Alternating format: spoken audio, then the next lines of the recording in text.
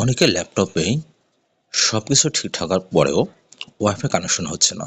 তাদের জন্য type command prompt, then open command prompt, click here, double click, দেন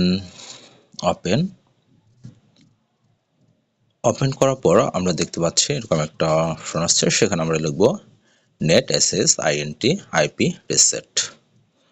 এটা লেখার পরে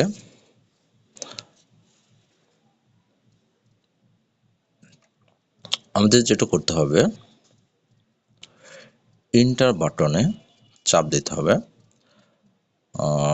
জাস্ট ইন্টার বাটনে চাপ দিই, তারপরে এরকম একটা আসতে নিচে দেখুন লেখা আছে যে start the computer to complete this action.